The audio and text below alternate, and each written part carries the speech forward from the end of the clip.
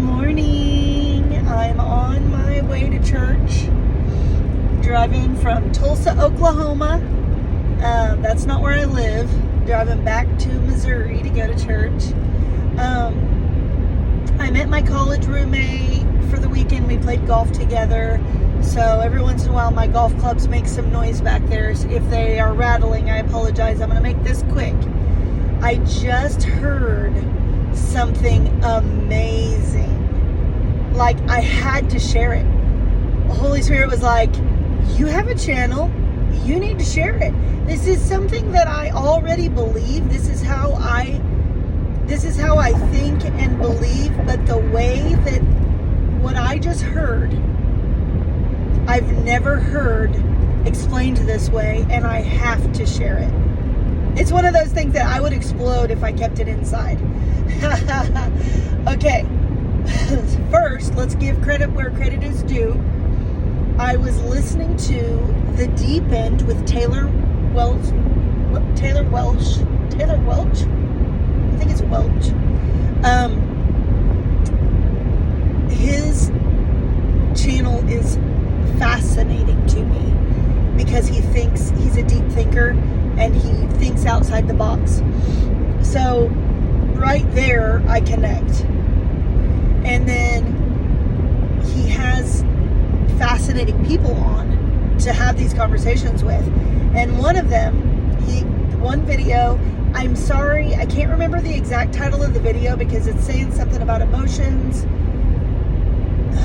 But anyway, he has this author, Wendy Backlund, I think is the way you say her name. And I'm sorry, I don't know her book. So you can go to the channel, The Deep End with Taylor Welch. And I think it's Taylor Welch. I can't believe I can't remember his last name at the moment. But he has an author, Wendy Backlund, on, and they are having a discussion. And she uses as an analogy for our mistakes. They're talking about when something happens, when you make a mistake in your life and it kind of rules the rest of your life. Because you made this mistake, you can't get over the fact that you did it. Now, I know we talk about living in guilt and shame. We talk about that a lot. But talking about it and actually removing it, those are two different things. Just because you know that you're doing something, okay? Now, what they were talking about, she was talking about this person that she knew that had made a mistake, or they were talking about this person, and this person who had made a mistake and couldn't get past it in their mind. And it wasn't that they didn't think God was good. It was that they thought there was something in their thinking about how good they themselves were because of the mistake that they had made. And it was a long time ago. This person had made a mistake a long, long time ago. But there was something that she couldn't, and it's not the author. It was Taylor was talking about a business client of his who had made a mistake a long time ago and couldn't get past it. Couldn't let go somewhere with the thinking of what kind of a human, what kind of a person she herself was. And so Taylor and Wendy are having this conversation, and Wendy breaks my brain. She just broke it. She said, she compared God to a GPS. This is the part that I had to share with you guys. She said,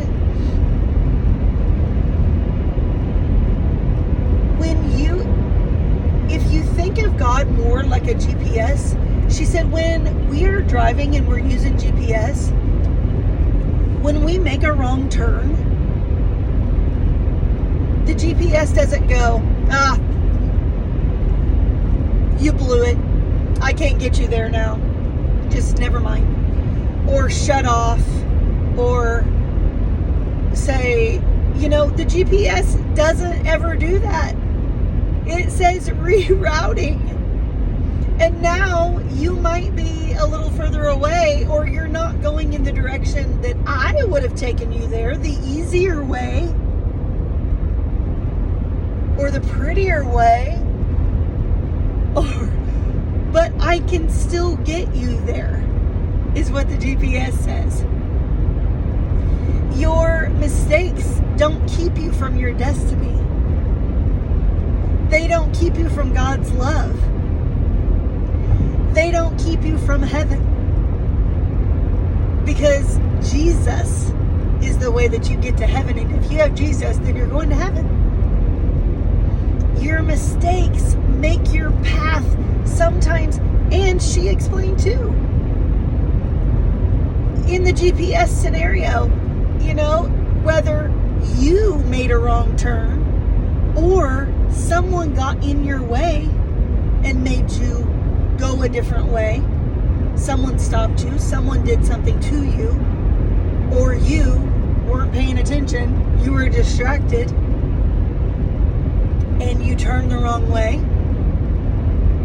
The GPS is still like, okay, well, apparently we're going to go this way instead, but I can still get you there. Here we go. And that's God. That is how God works. He's still going to get you there. It's not the way that He would have wanted you to go, because the way that He wanted you to go was, how do I put this in my human words? The way that He wanted you to go, He's the one that created you. He knows you. He knows everything about you. He knows this world. He sees everything. And so He was like, if you go this way, this is going to give you all the blessings, give you all the favor, and give me all the glory if you go this way. Mistakes happen, and He says, okay, I'm still going to get you there.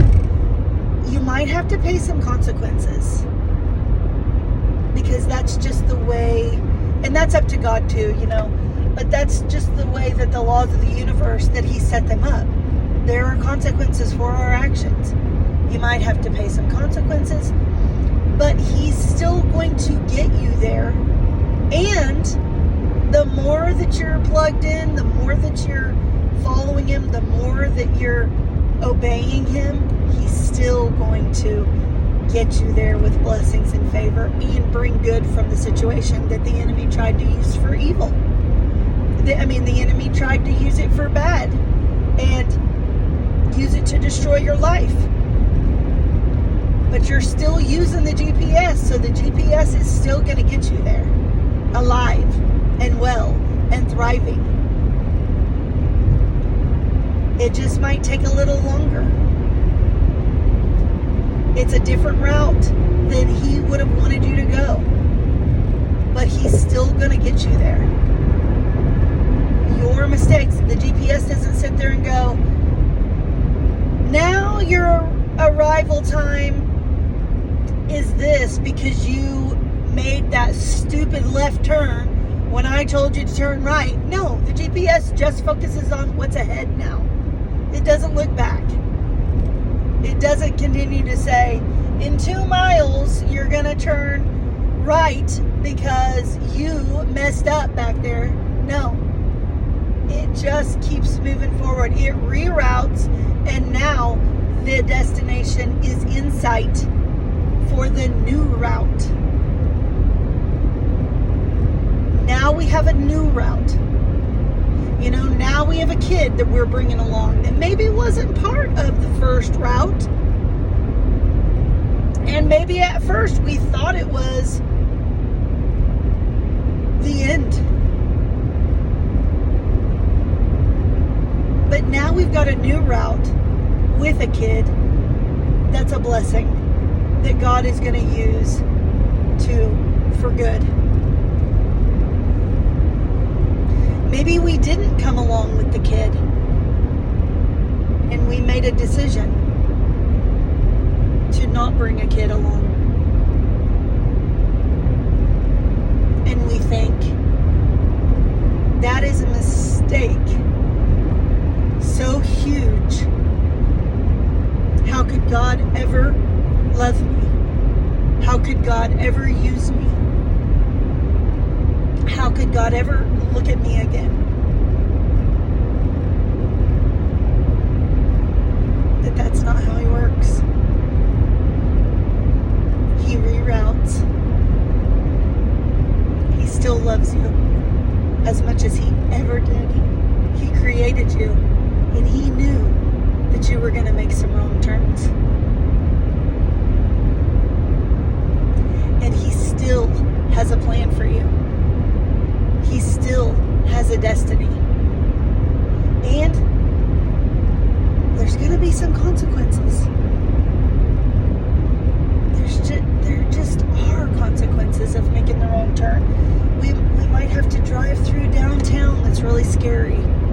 And it might take longer to get there. But he never gives up on you. We're the only ones that give up on God. He never gives up on us.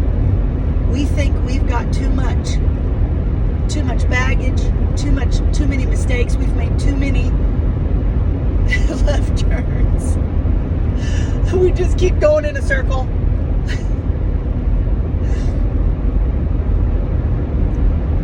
And he just waits.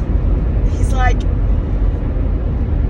she's gonna come back to me, and I'm gonna be here waiting to get her back on the right track to her destiny.